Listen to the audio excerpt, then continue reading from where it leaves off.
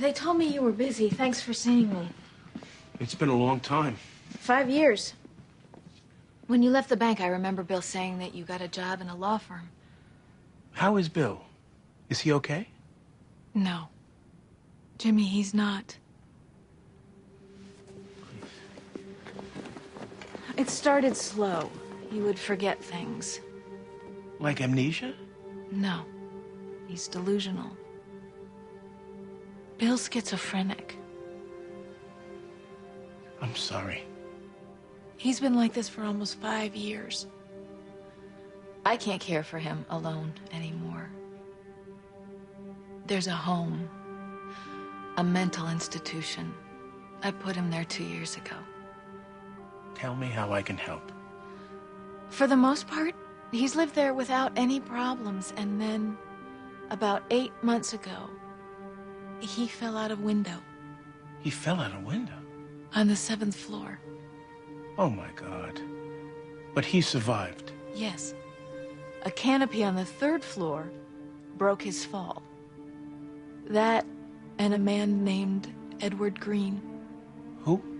An accountant who happened to be walking by the building. Bill landed on him and killed him instantly. Bill's being sued, Jimmy. Me too. I'm his legal guardian. Deborah, if you need a lawyer, I'll do whatever I can. He thinks he's Superman. Excuse me? My husband thinks that he is Superman. I'm not sure what to say to that. I know it sounds absurd, but it's not. In his mind, he really believes it, Jimmy. And what scares me? I don't think he fell out that window. I think he was trying to fly.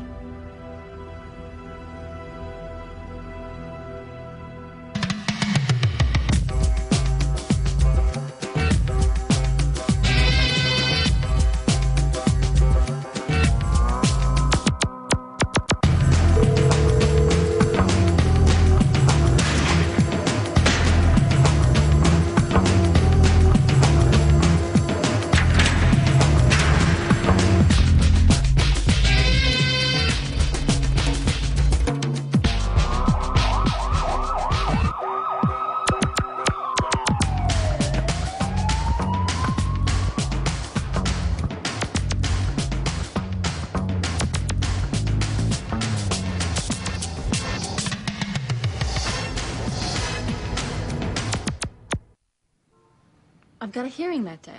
So do I, and mine's in federal court. We're not making childcare decisions based on jurisdiction.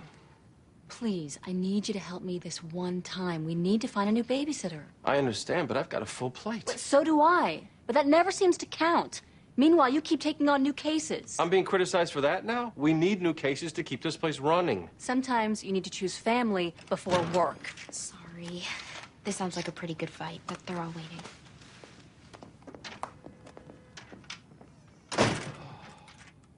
The Munces need our help. A lot of people need our help, Jimmy. But I know these people. Bill Muntz was my friend. So why are they just hiring you now? The hospital told them they'd work out a settlement with the victim's wife, but they couldn't make a deal. So it's going to trial. When? 2 days. You can't just jump into a complicated tort case on 2 days' notice. It's not complicated. Everybody agrees he's nuts. Everybody agrees he pancaked the guy. We're talking about priorities. Taking on new clients when you already have cases that need your attention. It won't take that long, I promise. Defending a wrongful death case means no contingency. These people got nobody else to turn to.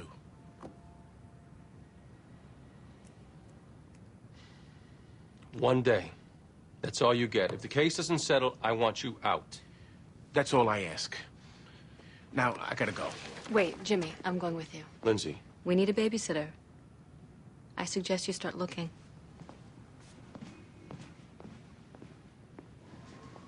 Bill's been deeply affected by this. He sees himself as Superman. Heroes don't kill innocent people. Did you tell him we were coming? Yes, of course. What should I call him? Bill or Superman? Normally, Bill. We do our best here not to indulge the delusion. When we do, it's only to keep him calm. Won't the medication help him with that? To some extent. But Bill's not responding to the current drugs. I wish I could say he's improving. But he's not. So the Bill Muntz I knew... He's almost completely gone, Mr. Berluti. But he's still there. He still has rare moments of lucidity. You need to understand. Bill Muntz is mentally ill. That means he can be unpredictable, even unreasonable.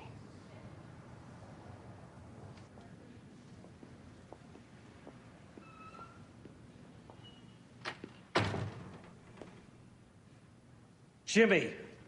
Bill!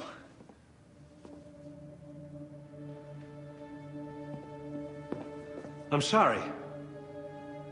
When they said my friend Jimmy was here, I assumed they meant Jimmy Olsen. Have we met? No, I don't think we have. I'm Jimmy Berluti. This is Lindsay Dole. We're your lawyers. Well, you must be here about the accident. Yes, we were hoping to talk about that. Well, I don't know what more I can say.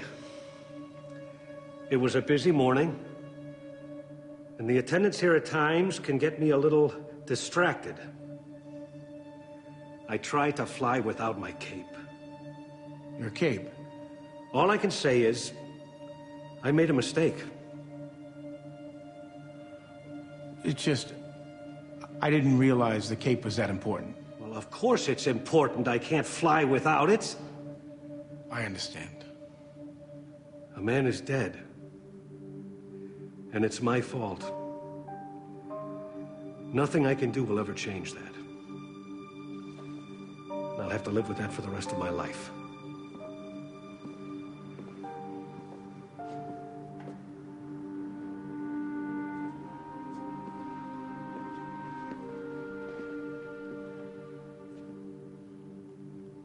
Actually, you may not remember me, Bill, but you and I once knew each other. I didn't keep in touch. I'm sorry about that. But you and I, we were friends.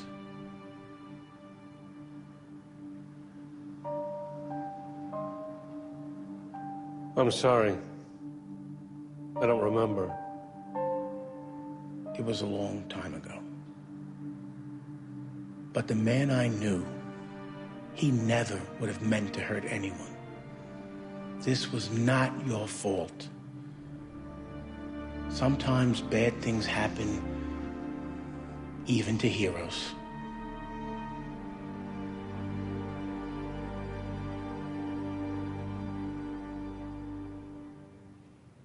Aren't you concerned about the effects a trial might have on him? Yes, for Bill's sake, I'd prefer we settle. So why haven't you? We've done everything we could, but Mrs. Green and her lawyer are being totally unreasonable. The woman is entitled to something. Her husband was killed. Sure, but she's suing for $15 million. We offered her $1 million. She won't settle for less than $3 million. You don't have insurance? Of course we do, but we're worried our carrier will drop our coverage if we get hit for too much. If that happens, we're finished. Patients that we've treated for years will be thrown into state mental institutions, if there's room. Most will end up on the street. But if you lose a trial, the sky's the limit on damages. And let's face it, he jumped out of your window. You have to think you're going to lose. Only if the jury thinks we're to blame. Wait a minute. You're going to blame Bill? He's insane. You were responsible for him. We're not blaming Bill. Who then? Talk to his wife. His wife? Ultimately, we didn't push him out that window. She did. What are you talking about? On the day Bill fell, his wife came to visit, to tell Bill she was filing for divorce. Your client wasn't trying to fly, Mr. Berluti. He was trying to kill himself.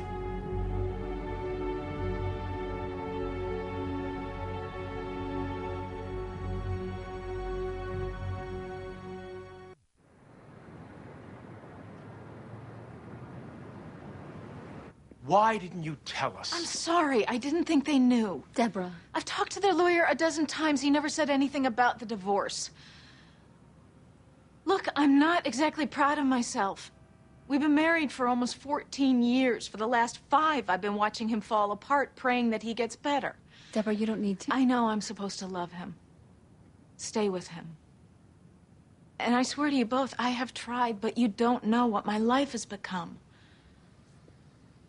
Do you think this was a suicide attempt? Is that what they're planning on saying? Yes. You can't let them. Please. You cannot let Bill hear that. They let the Munces think the case would settle.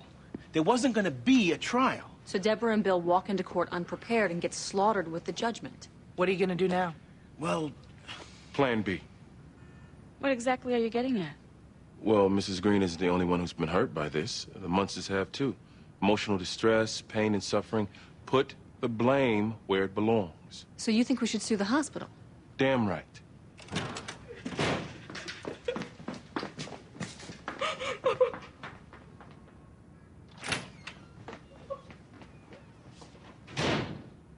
Lucy, call the agency. I need to meet with more babysitters.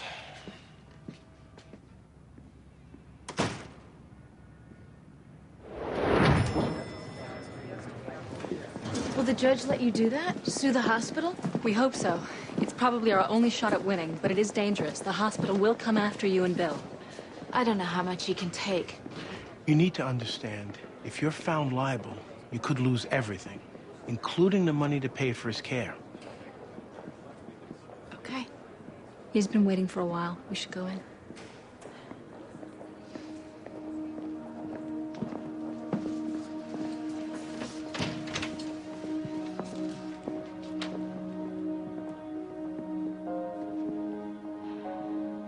Hello, Bill. Hello, Lois.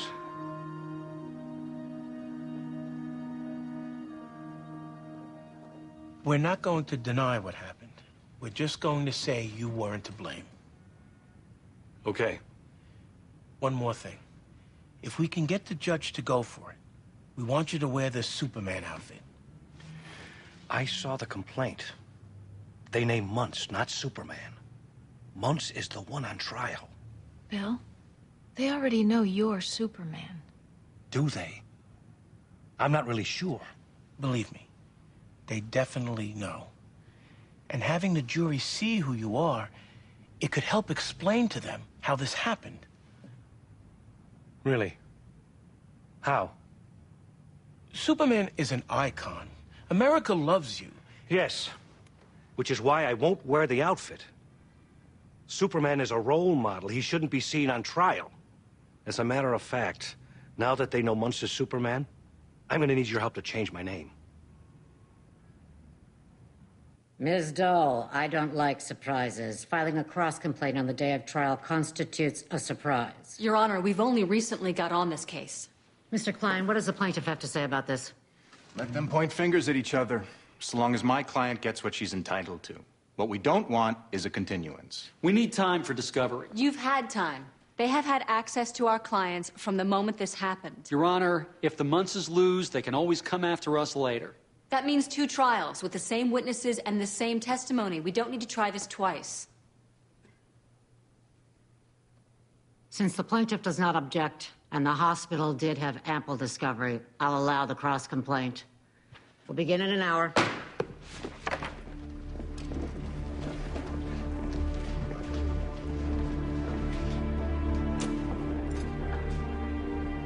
You asked if I was worried that a trial could devastate Bill.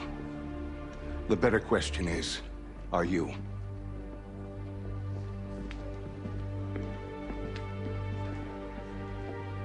You need to understand. Dr. Gorman is a compassionate man who gets paid to care about Bill's condition. I'm not.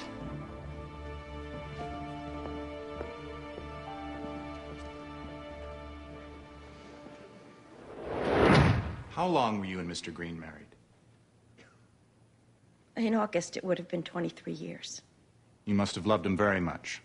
Yes, Mr. Klein, I loved my husband. Tell us what happened, Mrs. Green. I met Ed for lunch at 12. And when we were done, we decided to walk a few blocks to his office. And when did you realize that something was wrong? I slowed up for a minute to look at a dress in one of the windows. Look, I don't want to hear this. It's okay, Bill. And I heard a scream. And I saw a man. That man. Lying on the sidewalk. He was wearing a Superman costume. And what happened to Ed, Mrs. Green? His neck was broken. I knew he was dead. Thank you. I have nothing further. Mr. Berluti? Mr. Aldridge? Your husband was an accountant. Yes. An accountant who earned $45,000 a year? So? So you're suing for $15 million in damages. The truth is, Mrs. Green, your husband was 53 years old. It would have taken him over 300 years to earn that kind of money. My husband was killed, Mr. Aldrich. Yes, because that woman chose to be reckless. Objection. You don't really believe that we're to blame for his death? Objection. Overruled. This isn't right. I don't like this. Bill? She didn't care about ending her own marriage. Do you think she cares about ending yours? I don't know who is to blame, Mr. Aldrich. All I do know is that my husband is dead. And no amount of money can make that right.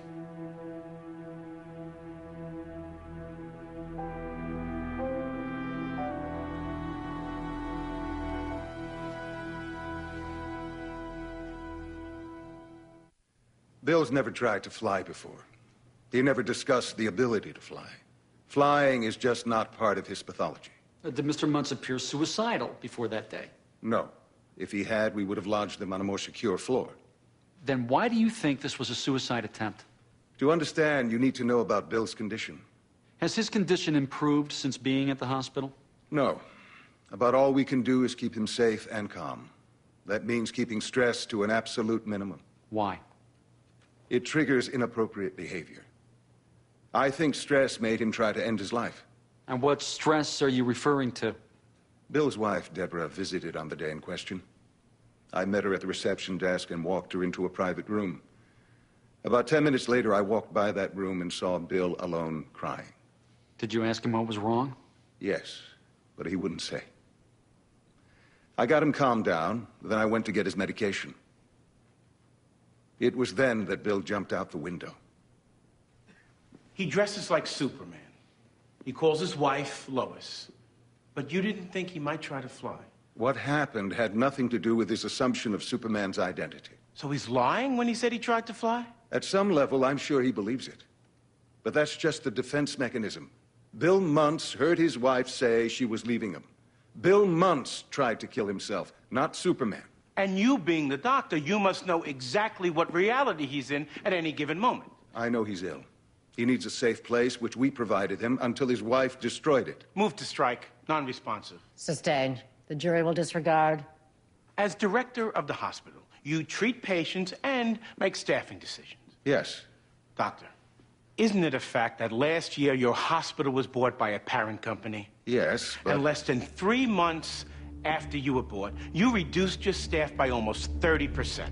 The company chose to streamline our costs. The reduction hasn't proven a danger to anyone. Tell Ed Green that. Objection! Withdrawn. There were no bars on the windows, were they, Doctor? No. Because bars cost money. They also intimidate and frighten the patients. Well, that's worse than letting them fall out a window? I told you before that day he wasn't suicidal. Did you ask Mrs. Muntz why she was there that day? Well, no. If you were so concerned about Mr. Muntz's fragile psyche, why didn't you ask her why she was there? Because I thought Mrs. Muntz cared about her husband's mental health. It never occurred to me that she would behave so recklessly.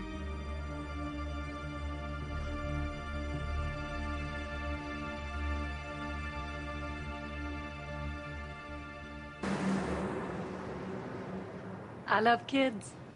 I have 6 of my own. 6? They're older than you. Are you two planning to have more? Oh, no, we're not. Ever been accused of misconduct with a child? No, of course not. Have you ever been arrested? Bobby. No. Any problems with drugs or alcohol? Oh, wait just a minute. The agency told me you were nice people. Sorry, this is new for me. Before I hire someone to take care of my son, I like to be sure about them. Well, I understand. I do have excellent references. I see only 2 families listed. I was with those people for over 10 years without a problem. What about an AIDS test? What? An AIDS test? No, I have not had an AIDS test. Exactly how old are you? I tell you what, I am old enough to know I don't need this. Good luck staying married to this pig.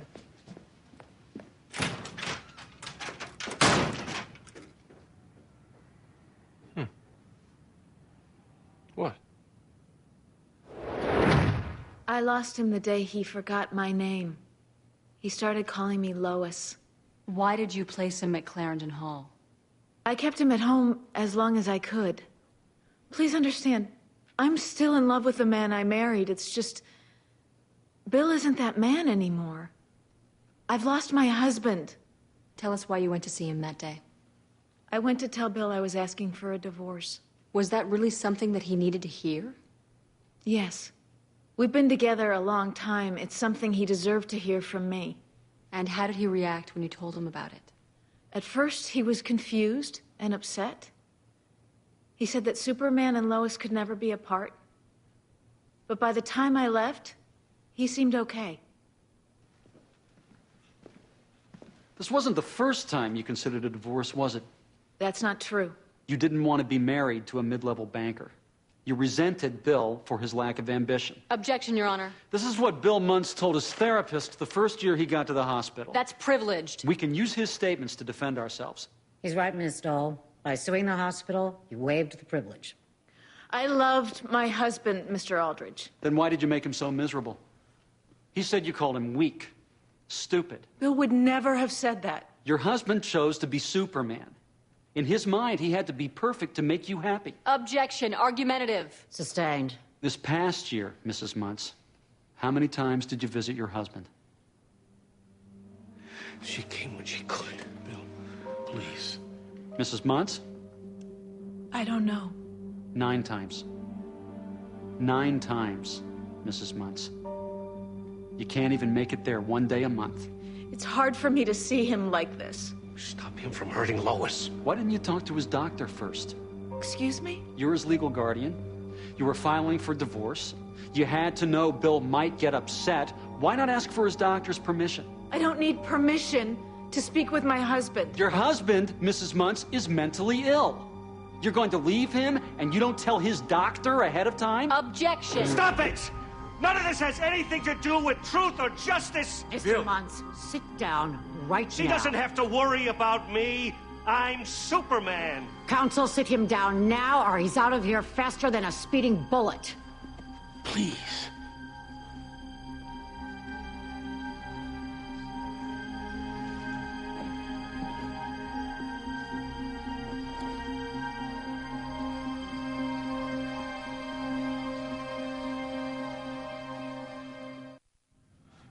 I will testify. We can talk about that, but you need to sit down. Attacking Lois like that, we can't let them get away with it. I don't think he should testify. I don't like it either, but you didn't do so well up there. It's risky, I know, but I think we need him to say this wasn't your fault. Bill, are you sure you want to testify? You're damn right. Those sons of bitches!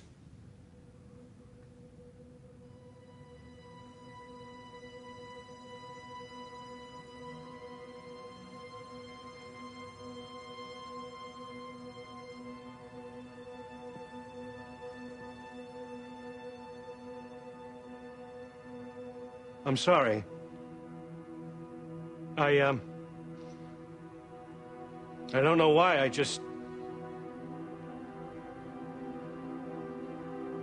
I'm going to protect Lois.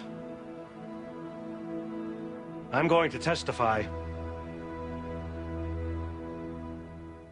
He can't testify. He's crazy. He's a named defendant. He has to be allowed to take the stand. Not if he's incompetent. They say his wife caused him to jump. He's got the right to explain that she didn't. He has no sense of reality, of the truth. He can explain what was going through his mind. That's completely relevant to the question of liability. I hope Mr. Berluti realizes that if his client testifies, I'm going to treat him like any other witness. Meaning what? I'll have no choice but to go after him. The man is not well. You've made him watch everyone he's trusted turn on him. His wife, his doctor. What are you trying to do? Totally destroy him? Is he threatening my witness? No, he's warning you. And so am I. Are you sure you want to do this, Mr. Berluti?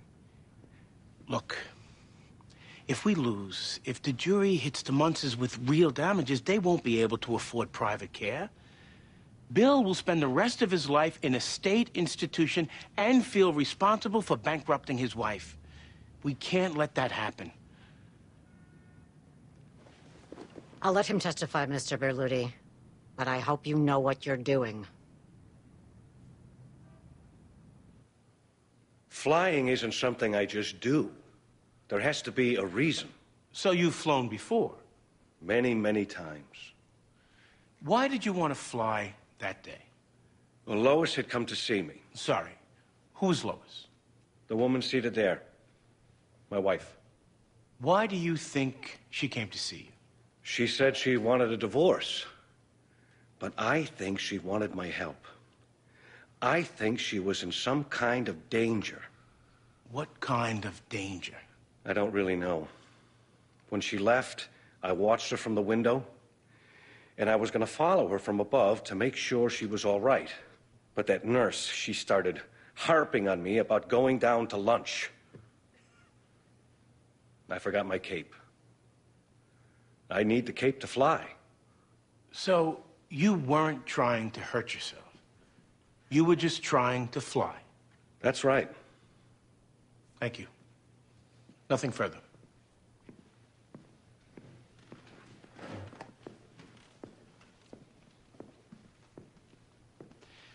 Mr. Muntz, you love your wife. Very much. So when she told you she was leaving you, that was devastating, wasn't it? No. Weren't you crying? At first, maybe. And then I calmed down. When? Dr. Gorman said he found you crying 10 minutes later. Alone. You do remember that, don't you? Mr. Muntz? I remember. Did she say why she was leaving? Objection. Irrelevant. Goes to his state of mind. Overruled. Did she say why she was leaving? Not really. Not really? Didn't she tell you exactly why? Isn't it a fact that your wife told you she had met someone else? A man she met at work? What? Objection. Lacks foundation. I can lay the foundation. I've got photos. Objection. Overruled. Mr. Muntz, do you remember the question? She didn't say that. I don't know what he's talking about. Mr. Muntz, you tried to kill yourself, didn't you? No, Your wife told you that she had fallen in love with another man and you tried to kill yourself. Isn't that right? I don't know what he's talking about. I don't know what he's talking about. I don't know. I don't know. I don't know what he's talking about. I don't know. I don't know. I don't know what he's talking about. I know that Lois, she would not tell me anything like that. She wouldn't say that she was seeing somebody else. I don't know.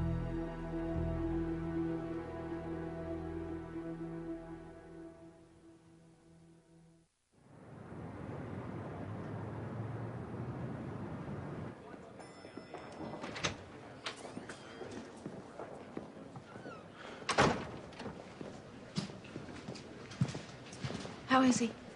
I don't know. He won't talk to anyone. Can I see him? I don't think that's a good idea. Jimmy, what they said about me meeting somebody else, you have to believe me. I never told him that's not the reason I want the divorce. I understand, Deborah, and I know you were trying to protect him. But hiding the truth, he shouldn't have heard it for the first time in court, and I shouldn't have either. I gotta get ready for my closing.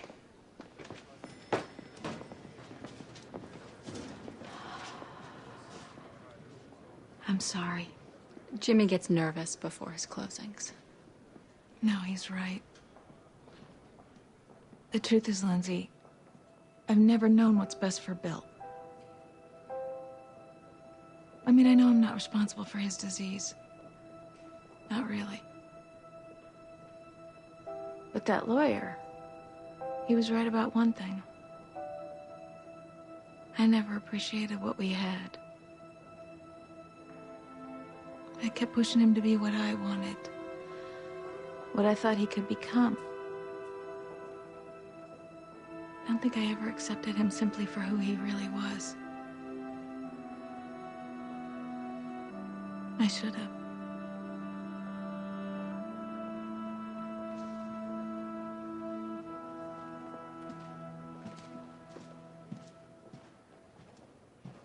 In the law, we have a doctrine called res ipsa loquitur.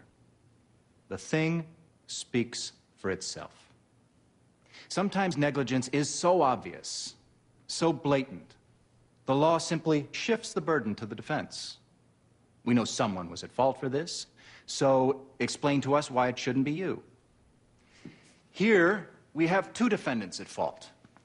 A wife who drove her husband to attempt suicide, and an institution that failed to control its patient. Who's more to blame? That's your decision. But there was negligence here. Mentally ill men in costumes don't just drop on an accountant's head. He's convinced that he's Superman, but they never expected he might try to fly? Ed Green would be alive if there were bars on those windows. It really is that simple. You have to ask yourself, who was in the best position to prevent what happened? They were in control. They were responsible for keeping him safe. That's what they were being paid to do. The fact is, Clarendon Hall isn't really a hospital. It's a business. These people care about profits, not patients. And that's why they didn't have bars on the windows. That's why they didn't have more staff on that floor. Dr. Gorman saw Bill Muntz crying in his room. If anyone had stayed in that room, Ed Green would still be alive. If they really think he tried to kill himself, imagine the cruelty of revealing to him that his wife is seeing another man right here in open court. Now, I don't know much Latin, Mr. Klein, but that's a thing that speaks for itself.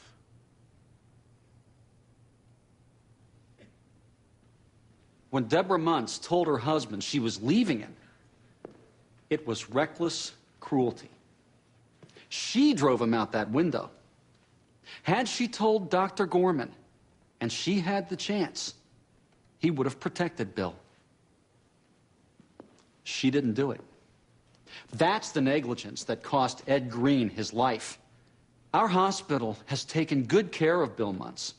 For almost 5 years, long after his wife stopped coming to visit, Dr. Gorman and his staff have provided round-the-clock treatment. Don't blame us for the actions of a wife who parked her sick husband at our doorstep and then stopped caring for him. Don't blame us for her neglect and cruelty. We're a hospital. We're in the business of caring for people. But for Mrs. Muntz, this tragedy would never have happened.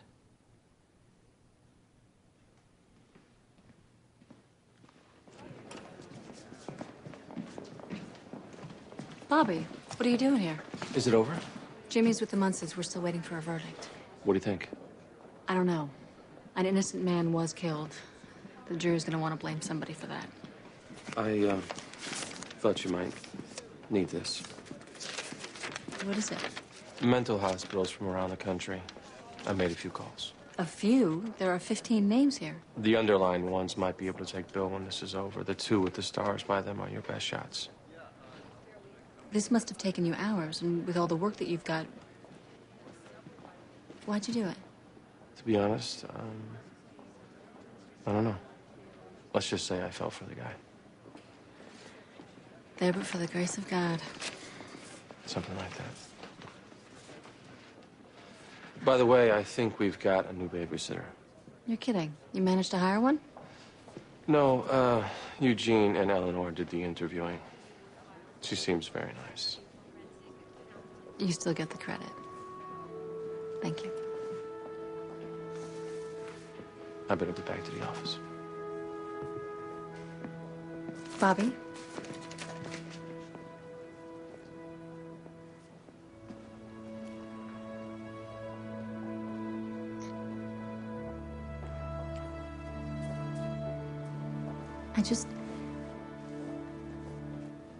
What?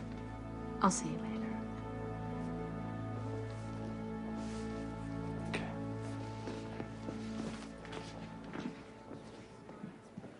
Miss Dole, the jury's back.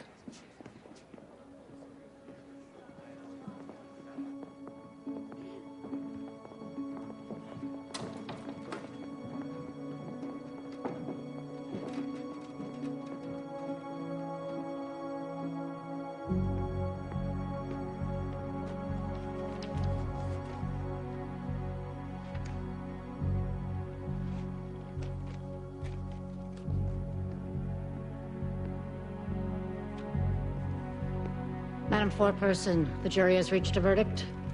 We have, Your Honor. What say you? On question 1, do we find the defendant, William Muntz, negligent? We, the jury, answer no. On question 2, do we find the defendant, Deborah Muntz, negligent? We, the jury, answer yes. Quiet. I said quiet. Madam Foreperson, do you have a verdict on question 3? Yes, Your Honor. Question 3, do we find the defendant, Clarendon Hall, negligent? We, the jury, answer yes. We further order that Clarendon Hall pay damages to the plaintiff in the amount of $3 million and that Deborah Muntz pay damages to the plaintiff in the amount of $1. Excuse me, we're not done. Question 4, as to the cross complaint, we find for the complainants and order the hospital to pay Bill and Deborah Muntz actual damages of $1 and to pay Bill Muntz punitive damages in the amount of $1 million. Your Honor, we move for judgment notwithstanding the verdict and ask that the damage award be set aside. Motion denied. Members of the jury, this completes your service. You're dismissed with my thanks. This court is adjourned. You did it, Jimmy. Thank you so much. We'll appeal until this judgment. Somebody get a doctor! Somebody get a doctor!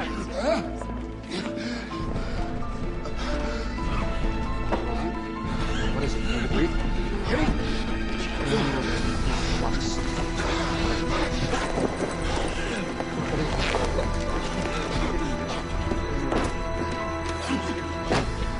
I'm flying to the hospital to get this man a doctor! No, wait! No!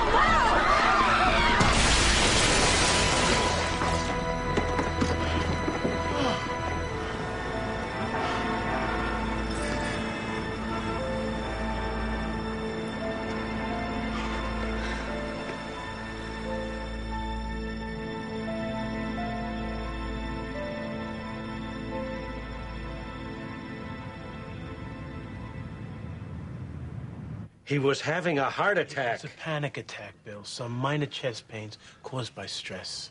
Bill, now that this is over, we need to talk. Yeah, come in. This is a client meeting. Come on, Bill. What are you doing? Taking Bill back to the hospital. The lawyer says our appeal should take a year. Whatever you may think, Mr. Belluti, I'm still his doctor. Bill tried to save my life. So as long as we remain open, he's gonna have a home.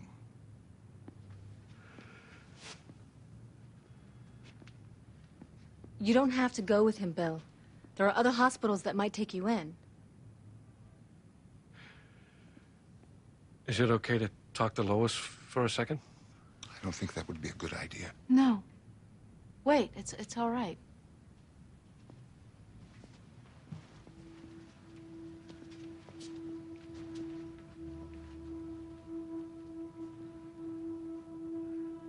I want to come home. I know. But you can't. You don't love me anymore. It's not true. I just can't take care of you anymore.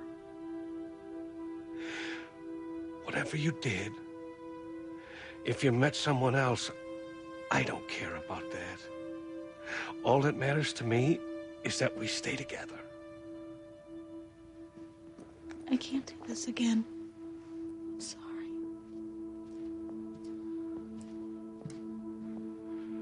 Deborah.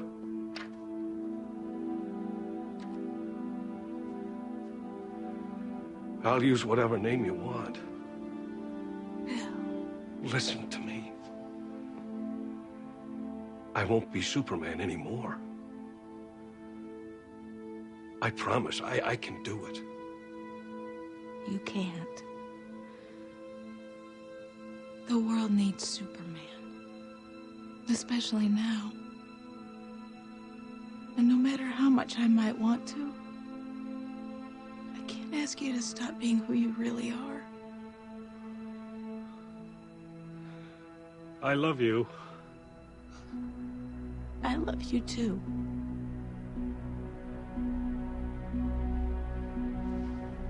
Goodbye.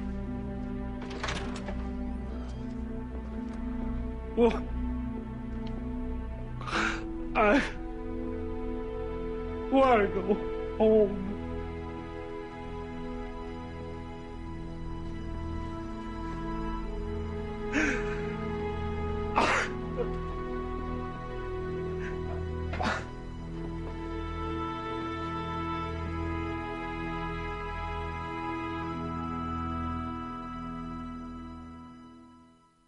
Previously on The Practice. Mitchell, come on. I'm going to the favor bank here. I will give you anything. Anything? Take off your shirt. So if I have sex with you, you'll cut a deal. I'm extremely sorry for my inappropriate behavior. Obviously, any deal predicated on a sexual relationship is wrong, and hereby off the table. You know, Mitchell, I am getting the sickening feeling that your offer wasn't pulled because of conscience, but because I wouldn't go for it. Was sex put on the table as part of a plea bargain? Yes, by Miss Frutt. You think that I would resort to making up this kind of story? Eleanor, I'm inclined to believe you, but trust me when I advise you. Let this drop. Don't do any more cases with him. We want you to offer Judge Fleming a bribe. Which brings you to me, is that right? You'd like to make a deal, too? If possible, Your Honor, yes. $10,000. Judge Charles Fleming? What's going on? You're under arrest for accepting bribes. I have done nothing illicit. What I did do was expedite cases that came before me. If I benefited from such, well then, so be it. You have cast out the dirty judge. Justice is restored.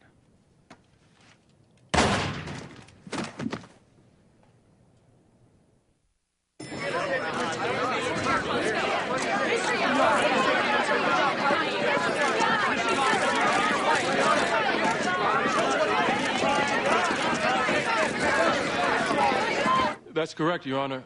We are seeking an immediate modification of the court's previously issued conditions of release. Yes, just a moment. $50,000 bail. A stay-away order forbidding contact with the wife or child, and the suspension of any rights to make health and welfare decisions regarding that child. Those rights shall reside with the mother. This all seems equitable given the seriousness of the crime with which your client has been charged. I'd ask you to consider the nightmare in which my client finds himself. Your Honor, Mr. Goss created that nightmare by putting his daughter in a coma. Mr. Goss is innocent. He has been Baby M's primary caregiver while his wife worked, and now his child is sick. But under this court order, he is neither permitted to see his child nor to make critical medical decisions that could determine whether she lives or dies. Then you do understand my decision. The fact remains, my client's rights as a parent should not be denied simply because he's been charged with a crime. We're going in circles here. This father is requesting that every effort be made to save the life of his child. He knows if his child dies, he will be facing this jury on murder charges. This is about baby M. Where is your compassion? I have no compassion for a man who beats an innocent child. All right, that's enough. Till Mr. Goss is cleared of the charges made against him, I have no intention of endangering anyone. The court's conditions for release, including those involving your client, to keep him away from seeing his wife and child, stand. And if Mr. Goss refuses to abide by those conditions, I'll throw him in jail. Now, if there's nothing else. Your Honor, may I approach?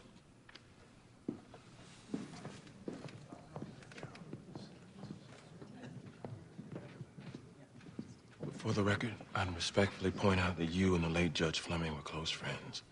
I'd also make it clear that my partner, Bobby Donald, was recruited by the U.S. Attorney's Office, and the fact that Judge Fleming took his own life after his wrongdoings were uncovered. What are you implying? The court's duty is to set reasonable bail. And perhaps you have undue prejudice towards my client, since you may wrongly assume that Mr. Donald was somehow responsible for Judge Fleming's death. I move that you recuse yourself. Mr. Young, I lost a dear friend, and for that I'm saddened. But hear me now. Don't you ever walk into my courtroom and insult my integrity. Otherwise, I'll find you in contempt so fast your teeth will spin. Your motion is denied. We're adjourned until tomorrow, when this trial will begin.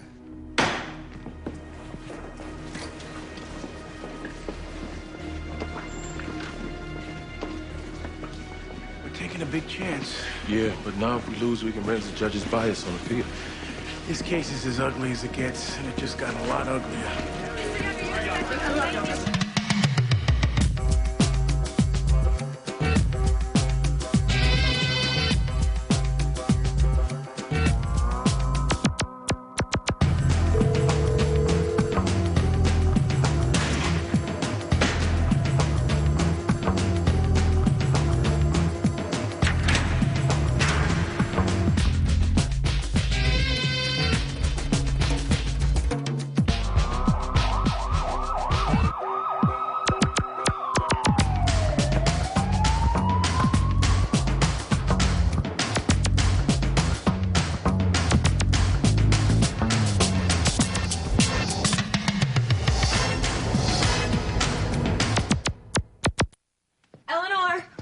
Wait. The assault case you're handling this morning. My office is short-handed, and I had to assign another ADA. I don't care who I'm up against. It's Mitchell Wheeler. Helen? Do I have to remind you he offered my client a reduced sentence in exchange for a look at my breasts? I know, and Judge Kittleson said the two of you shouldn't be trying cases together, but I don't have a choice. Well, obviously, I don't have a choice. Eleanor, I promise, if he so much as makes one single inappropriate remark or looks at you in any way that resembles sexual harassment, I will severely reprimand him. Yeah, well, I'm sure he'd like that if a spanking was part of the bargain.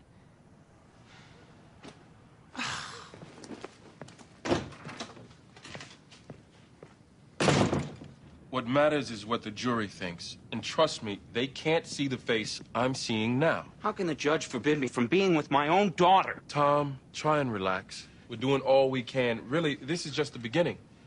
Yesterday was worth the shot, but the court didn't budge. If your wife decides to disconnect Mary Beth's life support before the verdict, you have to accept... Kelly won't disconnect life support.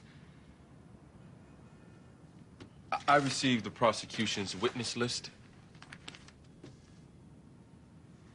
Your wife is on it, and she's testifying against you. We have to cross-examine her. No.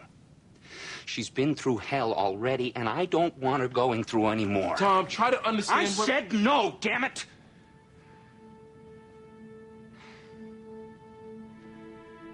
You and I don't know what your wife will say when she gets up there.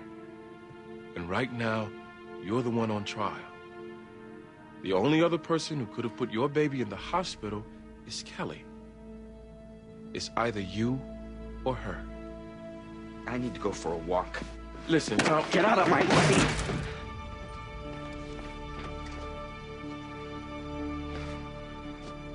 Eugene, I wasn't trying to,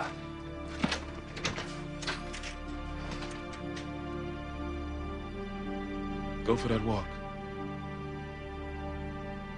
And I don't want to see you till you've calmed down.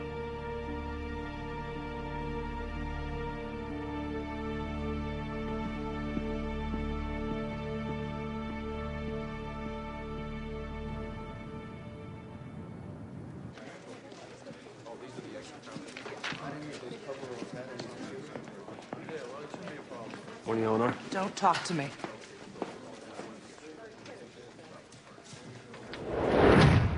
And, Ms. Kim, what do you do in the cosmetics department?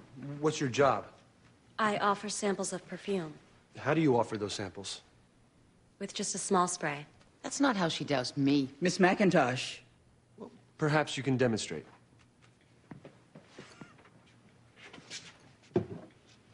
A small spray, like this. Ms. Kim, when you offered the defendant a sample, what happened? She became angry.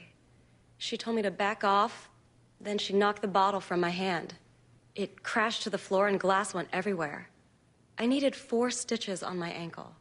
Would you indicate just who threatened you? There. Thank you, Ms. Kim. Nothing further, Your Honor. Miss Kim, would you please step down? Your Honor, with your permission, I'd also ask that my client come forward as well. Perhaps by reenacting what happened, the jury would get a better sense of what went on that day. Your Honor, the defendant hasn't even testified yet. This is going to confuse the jury. I'm only asking that the court extend the same courtesy to my client insofar as a demonstration goes. Get at it, Miss Frett. Miss Kim, if you will. Your testimony was that my client approached, and for no apparent reason, she became belligerent.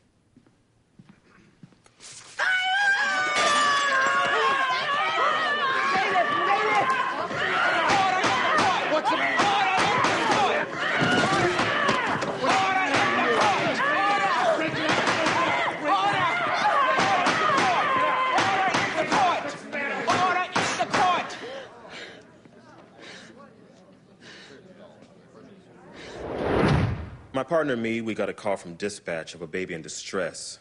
When we arrived at the defendant's apartment, we rang the bell and we knocked on the door. Did the defendant respond? Yes, he said he wasn't able to wake his baby from her nap. In fact, he wasn't even sure she was alive. How would you describe Mr. Goss's demeanor at the time? Well, he didn't seem upset like you'd normally expect. Objection. Sustained. Just tell us how the defendant appeared. He was quiet, kind of detached. All right, what did you do next? Well, we were directed to the bedroom where we found the infant lying face up in her crib. She wasn't breathing and she appeared cyanotic. She was bluish, meaning she'd been without oxygen for some time. Her heart was beating. My partner found a very weak pulse while I was bagging. I was helping her to breathe. During all this time, was there anyone else in the apartment? No, just Mr. Goss. Tom Goss called 911, correct? Yes. So then obviously he cared about his daughter. Objection, speculation. Overruled. It didn't seem that he cared. Are you telling me that in all the time you've been an EMT, you've never witnessed anyone react the way Mr. Goss reacted? If my baby had stopped breathing out... But this wasn't your baby. Isn't it possible, believing his daughter was dead, that my client was in shock? Okay, sure, but I was... Were there any signs of bruising? I didn't notice any. Any signs of abuse whatsoever? Look, this was an emergency response. I was there to save a life. It would have been impossible for me to notice everything. That's exactly my point. Nothing further. Prosecution calls Dr. Daniel Taylor, a pediatric care specialist at Boston General. I've been at Boston General 22 years, chief of pediatrics for 12. Were you involved in baby M's care? From the beginning. She was born 6 weeks premature. Did she suffer any complications as a result of her premature birth? Well, her cardiovascular, respiratory, and even neurological systems were all underdeveloped. But I expected her to mature into a healthy child. How many times did baby M visit your office? Over 8 months, about 16 times. Who would bring her? Almost always Mr. Goss. In about the 3rd month, I started seeing indications that something was wrong.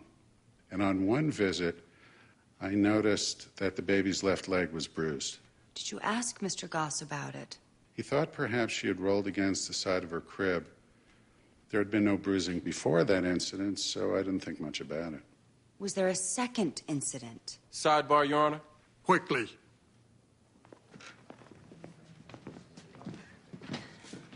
We've been over this pre-trial. She can't bring up the prior bruises. There's no evidence linking them to my client. It's prejudicial. This is the treating physician, an expert witness who can testify what he based his opinion on. You've got no proof and no connection to my client. He can explain his opinion. It's prejudicial. Oh, come on. What is it, Eugene? You afraid the jury's going to see your client for the lowlife he is? Enough. I'm going to give the jury a limiting instruction and permit this line of questioning for a while, Miss Gamble. But you're on a short leash. That's crap, and you know it. Better check your emotions, counselor. Whatever your personal animus might be towards me, you're not acting in the best interest of your client. I suggest that you get a grip before you jeopardize him even further. Let me help you. Take a recess.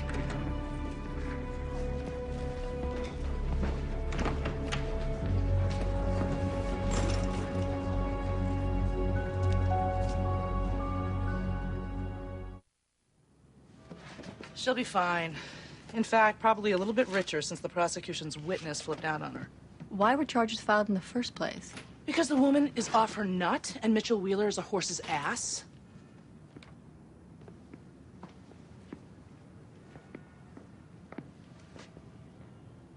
What do you want? 2 minutes. Please.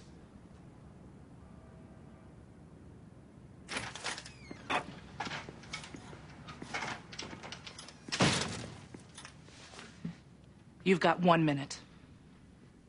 When I offered to reduce your client's sentence to see your breasts, I not only obstructed justice, I hurt you. We were friends. I don't think you realize just how much you hurt me. You accused me in front of Judge Kittleson. I was blindsided. All I could think to do was accuse you. This isn't sounding like an apology, Mitchell. Try to understand. It was either embarrass you or get disbarred. You made the wrong choice. I know. And if I could do it all over again, I'd own up to my behavior. Eleanor, I'm sorry I hurt you. And I hope that someday you're able to forgive me. If you want to speak to Judge Kittleson, then I'll back you up. Do not make this my responsibility. I don't even know why I'm listening. You accused and humiliated me in open court and then crushed me by suggesting I needed psychological help. You are a real bastard.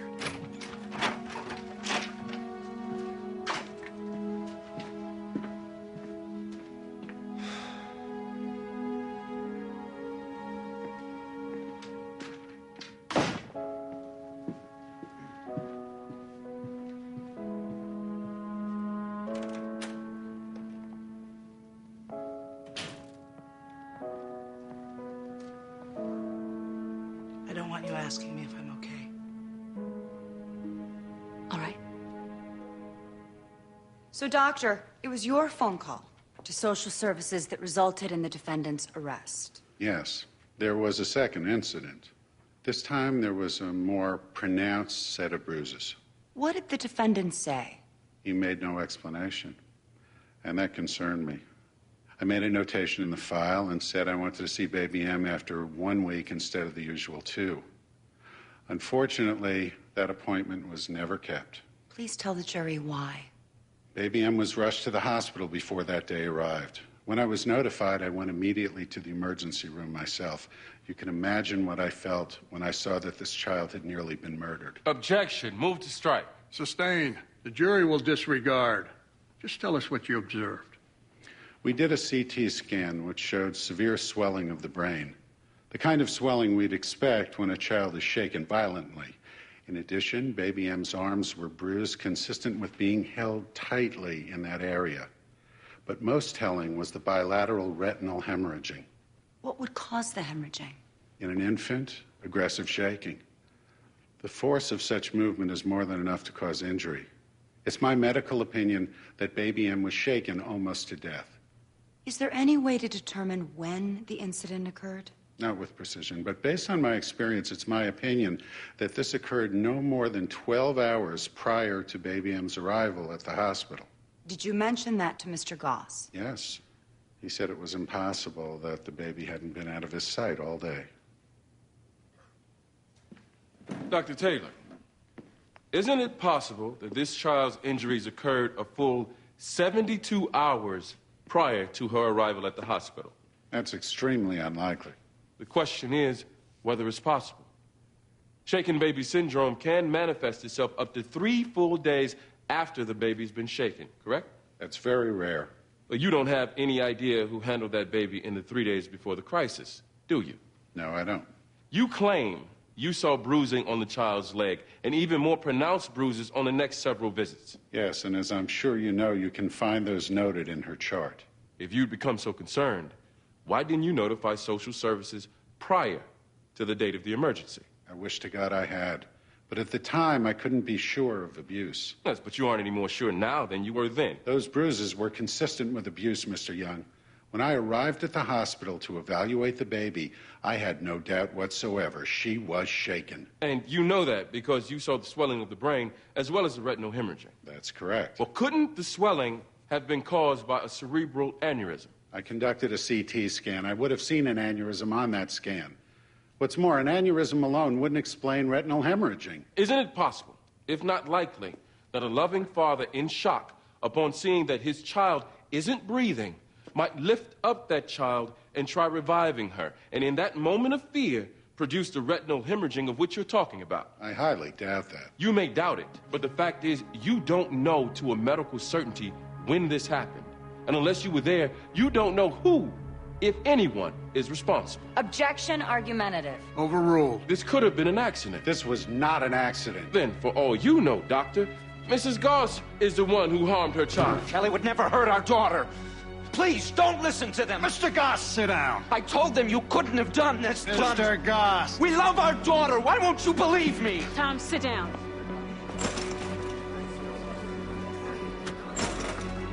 Sit down.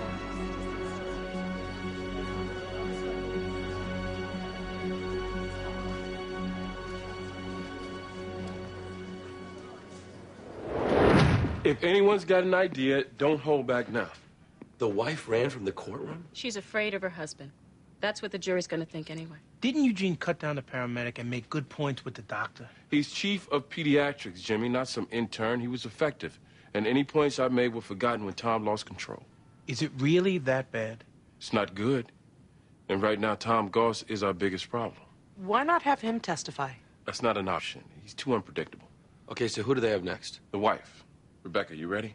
I'll do what I can. Rebecca, we need this. I understand. But Tom is still the key. If he won't give us anything to attack her with on cross, he's going to prison.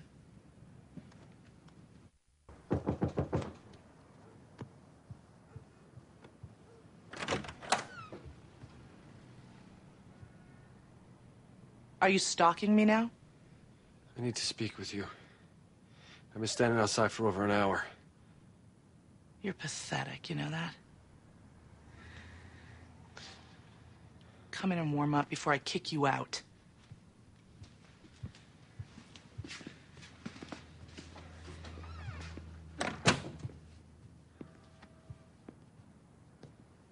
The cops did a more thorough background check. Seems Catherine Kim's been involved in 2 similar incidents prior to this one. I've advised my client to sue. What you said this afternoon. I want you to know I heard you. But I also want you to know, immediately after what happened in Kittleson's courtroom, I started to take stock of myself. My divorce is final in 3 weeks. This is my last case with the DA's office. I quit today. If I was capable of propositioning you in exchange for a lighter sentence, I mean, if I was able to betray our close friendship like that, then I needed to examine my life. Eleanor. I am so sorry.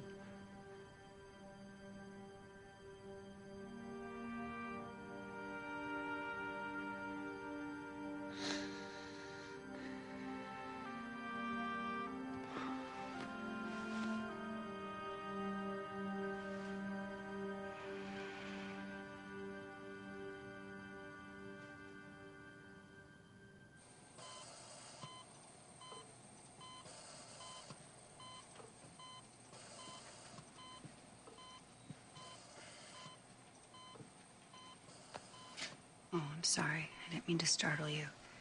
It's okay. Just left court so quickly, I thought I'd find you here. Is there anything I can do to help? Would you sit here with me? You don't need to stay long. Just... Of course.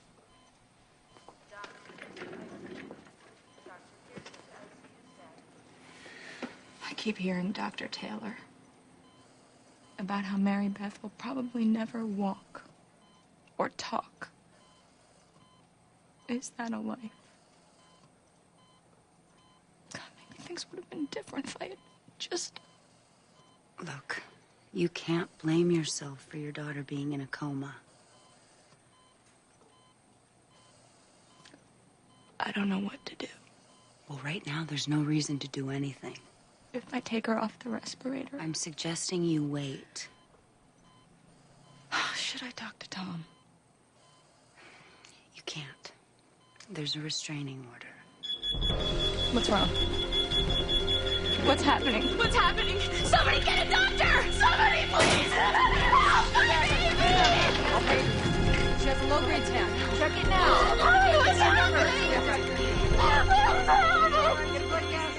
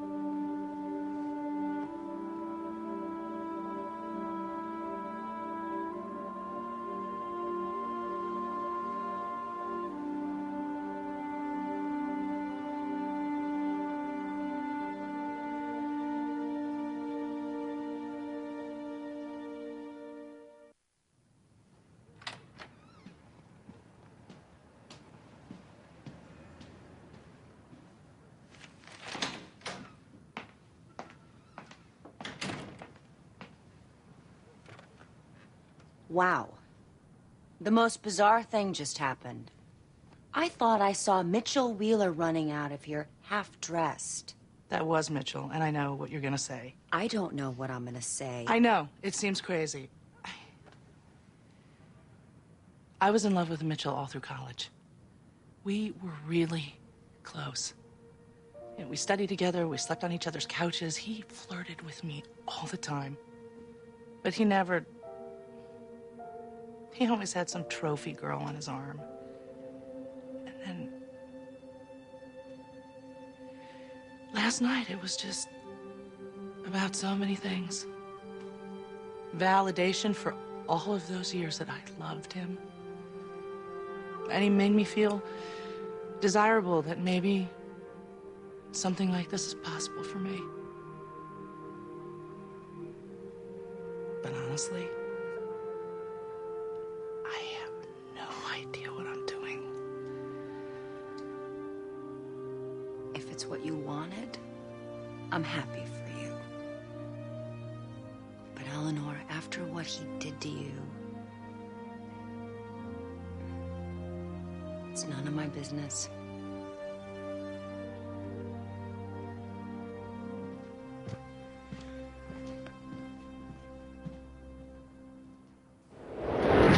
Your wife was right there with her. Mary Beth, she's all right. She's fine. It was a small seizure. I want to see my daughter. The judge can't do this. It isn't fair to Mary Beth or Kelly. I need to testify. I want to tell my side of what happened. You did damage to yourself in court yesterday. The jury won't forget that. What better reason for them to hear what I have to say, to explain? Explain what? How you lose control? With your wife? With me? With your daughter? How can you say that? Right now, nobody's gonna believe you. It's your decision. But my advice is you sit in that court and keep quiet.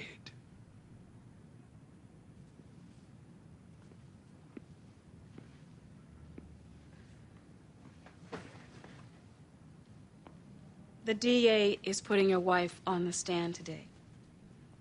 Tom, I have to cross-examine her. No. You want to cross-examine Kelly and suggest that the mother of my child is responsible for what happened.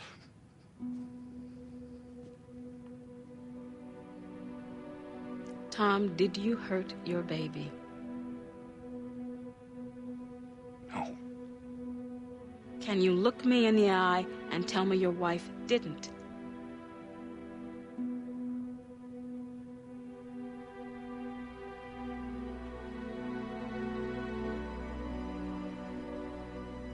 Then you owe it to your child to allow us to try and find out the truth.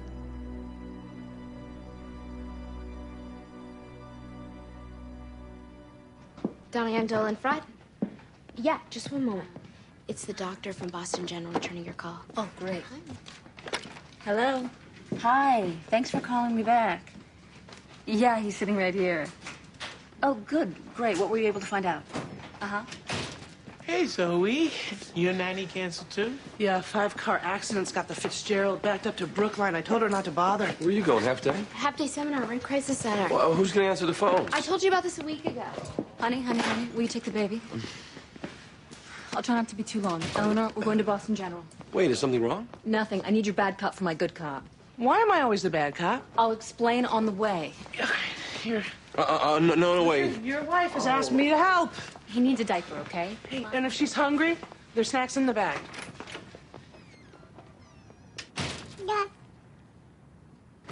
Your Honor, the prosecution calls Kelly Goss to the stand. Whatever happens, keep quiet and just sit there.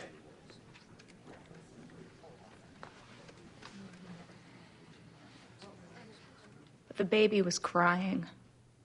A lot. She wouldn't sleep for more than an hour at a time. And with the visits to Dr. Taylor's, the bills, Tom and I were falling apart. How did Tom adjust to his new life? Not well. After losing his job, he always seemed to be on edge. He has a short temper anyway. Objection. Sustained. Did you ever see your husband hit the baby or hurt her physically in any way? No. But he yelled at her sometimes. I already said she was crying all the time. And during this time, how were you and your husband getting along? We loved each other. But we had these fights. And once Tom was so upset, he said he felt trapped and he wished that we'd never even had the baby. I don't think he meant it, but he said it, and it scared me. What was your daughter's condition the night before she was taken to the emergency room? Well, she was crying almost constantly. We were up most of the night. Finally, about 4 in the morning, she quieted down, and I didn't see her before I went to work the next day. When was the next time you saw her? That night at the hospital.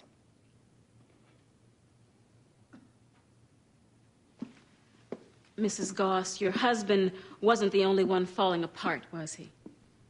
Things were hard on both of us. In fact, after giving birth, you suffered from postpartum depression, isn't that right? Objection, Your Honor. Relevance. A little leeway, I'll show the relevance. With caution, counsel. You were so depressed you started drinking, didn't you? My drinking was never a problem. You were reprimanded at work. You nearly lost your job. I hated my job. And when I came home at night, there was even more work with the baby. And that made you angry, didn't it? You fought with your husband because he was concerned you were losing control. I would never harm my child. Mrs. Goss, 1 week prior to the emergency, did you shake your baby outside the apartment in the hall?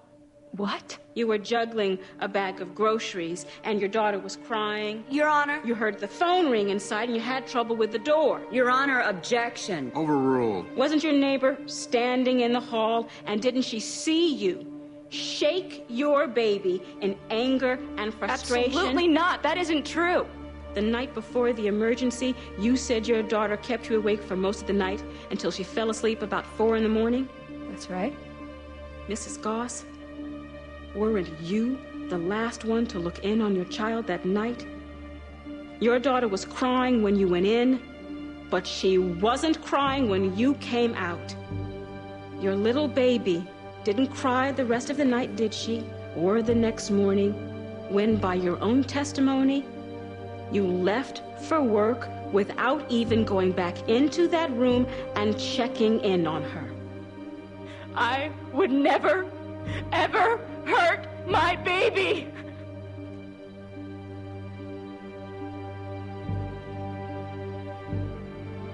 I have nothing further.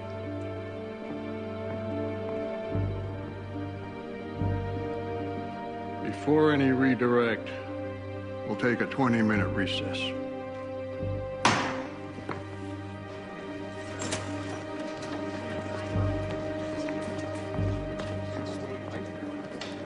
Eugene, are you still crossing Mrs. Goss? Just finished. Well, you'll need to recall a witness.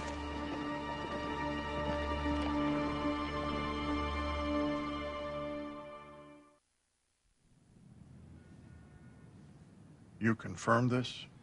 We've checked into it, Your Honor. It's all been confirmed, yes. How could this happen? I think we're about to find out. Come in. Hello, everyone. Dr. Taylor, I ask you here because there's been a development. Ms. Gamble? Baby M had a seizure last night and again early this morning. Apparently, the hospital ran some tests. On whose authority? I wasn't informed of any of this. On the authority of Kelly Goss. The tests show the baby actually suffers from meningococcemia. Did I say that correctly, Dr. Taylor? The illness presents with most of the same symptoms. Look over the record if you like. A spinal tap revealed diffused encephalitis.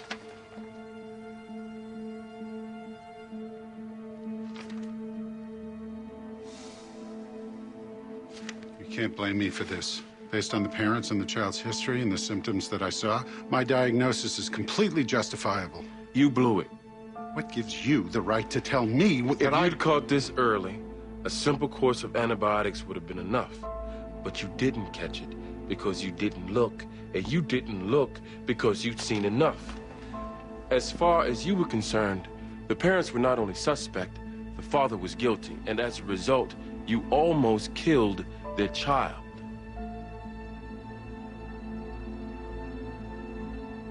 You blew it.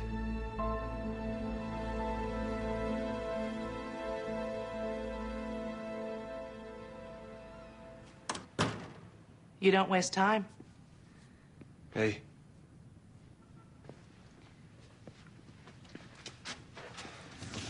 You're not a little scared? No. I'm terrified. Maybe that's why I'm only running away for a week. Where'd you decide to go? Scotland.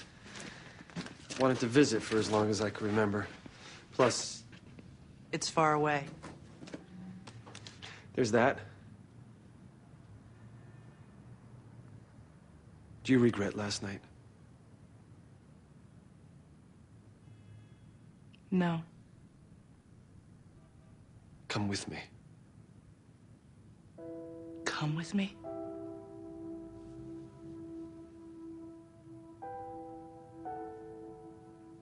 There was a time that I would have sold my soul to hear you say that to me.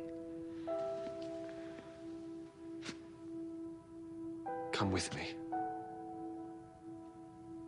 Mitchell. I don't trust you. I may love you, but I don't trust you, not now. Ellie, I've wasted so much time. But you have to forgive me. It's not a question of forgiveness. You have that, or I wouldn't be here. And I can't believe I'm saying this after all these years. But I am not willing to risk myself or my daughter for something I have never been able to trust in the past.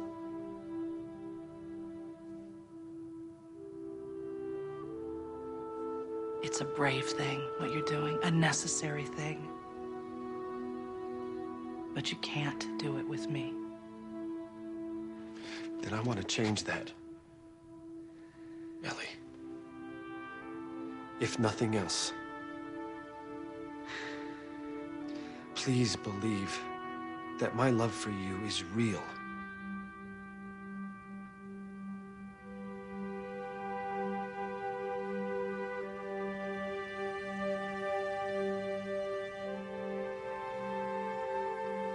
I hope you find what you're looking for.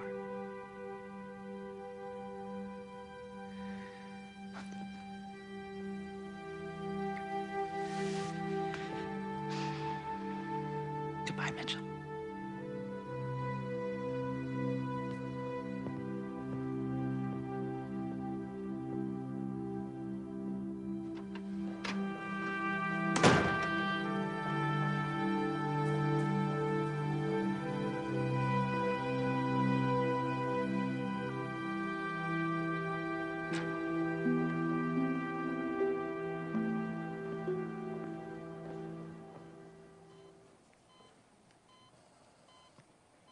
Six years ago, I took my grandmother off life support. I've regretted it ever since. You wondered if this is a life? Kelly, you and your husband created this life together. And although I can't even imagine how painful it must be to see what's happened, and to know she won't get much better, she's still your baby. This sickness and Dr. Taylor, this case, it almost cost you your daughter and your marriage. I don't know. Maybe too much has happened between you and your husband, but at least try to get through it together. You deserve that. So does Mary Beth.